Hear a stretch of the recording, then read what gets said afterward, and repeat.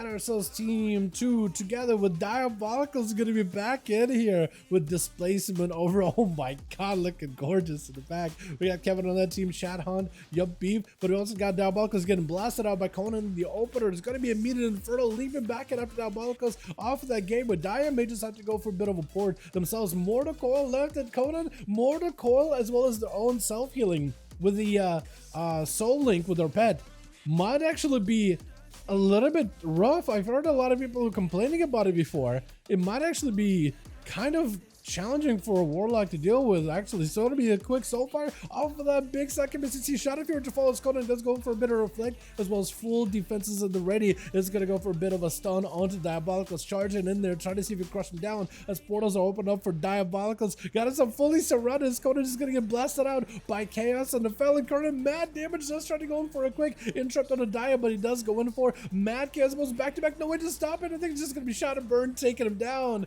very, very quickly with Haste. Gonna be up next. Shadow Priest running out over at Dia. Mortal Coil, yep, that thing does not heal as much as it used to. Mortal Coil used to heal quite a substantial amount. I think like 20%. It's like only 10 right now. It's reduced by 50%. And dampening does not help your case whatsoever. Dia got himself back out of that situation for the second. Few fast casts onto Haster. It is going to be quite a decent amount of damage. Haster does play it super defensively. Had himself PI. But the constant low, but his Succubus, as well as Curse of Exhaustion, is definitely not going to make it easy for him. Trying to see if he can find himself an angle, put him out the open, away from any kind of pillars. Easy soul fire for the man, just absolutely blasting him out from a distance. That's definitely going to give him a bit of advantage. Hatred does have himself the Shadow Crushes, so at least he can maintain full set of dots on the Dia the entire time. Big Void trying to follow, trying to see if he can live through it with Dark Pact. It is going to burn through the Dark Pact. But now you get the Mindbender, you got the dots ripping right through you, so it's actually going to be quite a bit of substantial damage with Hazel swinging around the corner. Mortal Coil for a stun, perfect trade by Diabolicals into Succubus. You see, gateways are opening, Immolate to follow, get himself instant cast right after Fade for Hazel for just a second. Hold on, can Hazel finally start this round? Succubus, you see, soul ripped out of his body as he tried to go for a bit of soul fire together with the Reflect. As Dia got himself a decent setup. Actually, looks like the Warlock is making a bit of recovery. Drain, Void Torrent is going to do quite a bit of damage, chipping away at Diabolical's health. Trying to find himself a better angle. These tentacles are not going to feel that great either. Drain Lab, but the tentacle is attacking the back, not really letting you do a lot of recovery. Stun. Haster, I think, may just have him. Succubus, see last second. Still super, super low. Could get down to a dot. I think, oh my god. That was actually such a close duel between the two. I feel like Haster could have won that way, way long ago at some degree. Man, that was rough. It's going to be displacement, though, coming back in as an Arcane. Mage Haster is going to have to play very careful around him. Getting knocked out in the open, going to be Arcane Surge. Doesn't quite connect as he wanted to. Silence right after displacement, trying to see if he can shift a little closer behind the pillar. Does have a Mindbender on him. I think also looked like all the time, but that wasn't it.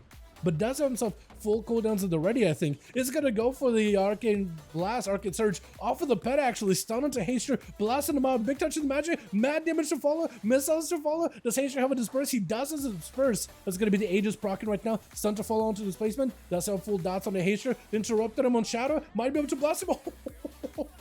That counter spell was so perfect.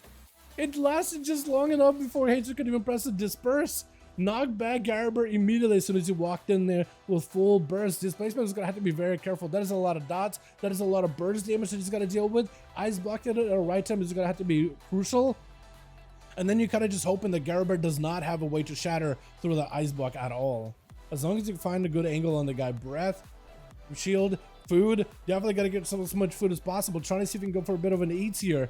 Into an Invis. Ring does not quite connect. Breath to follow. Could go for a ring instead. Poly.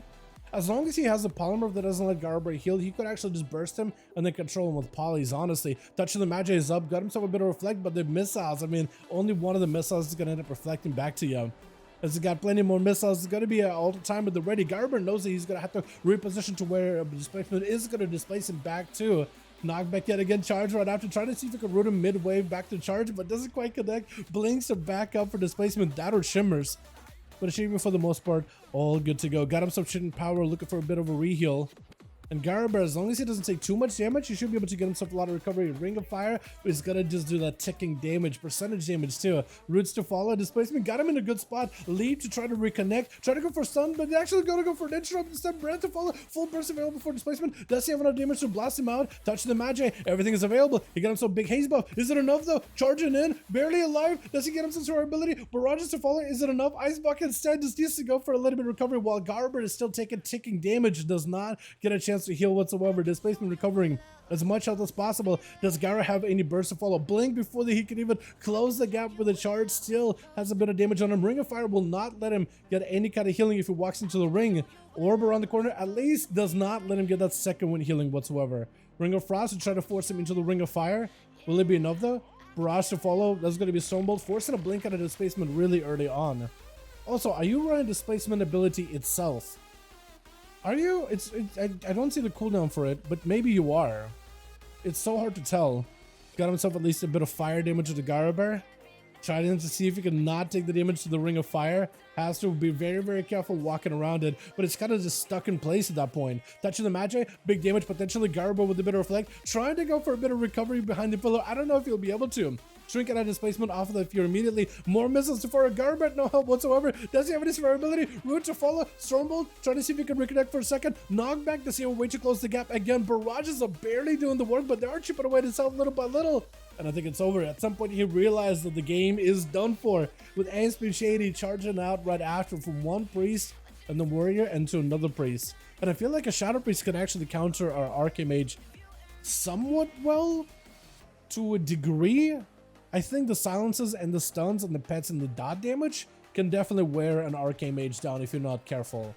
But you gotta be very, very careful with your interrupts too. I feel like if an Arcane Mage can get a quick interrupt on your shadow casts while they have full cooldowns rolling, that can definitely end the game.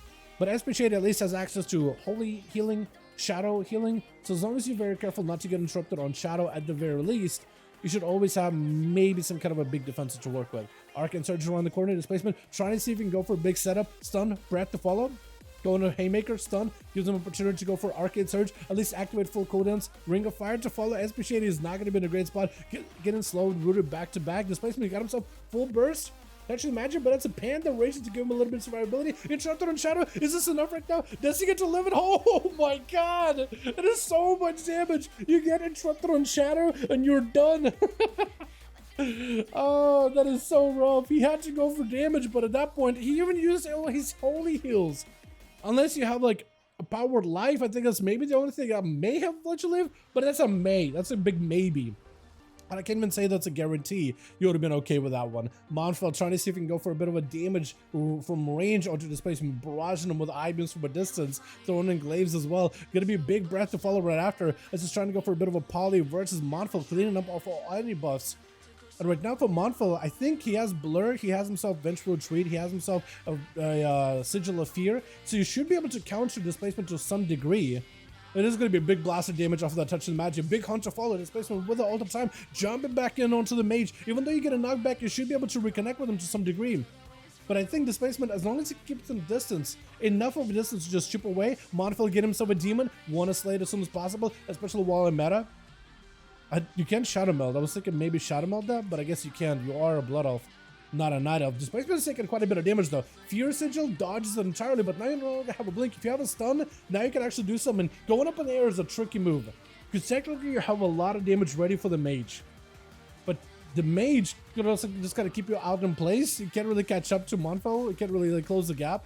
It's like technically you got yourself a big area where you can just hit him from a distance, stun, does have a blink for it back up. Monfell, does he have any more stuns, any more CC? Touching the magic, that's going to be pretty deadly. Definitely want to darkness it. You definitely want to darkness. At this point, I think darkness is the only thing you can do. Literally darkness. Oh no, it's just going to do so much damage. Touching the magic, is it going to kill you? It's close. Darkness, you live in it, knock back, almost out of darkness, charge it back in. At this point, you... Huh?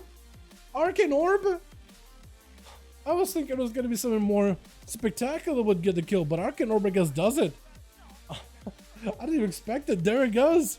Arcane Mage, man. They didn't even send him first. They sent Dara to soften these boys up just a little bit. Let's get us another one going.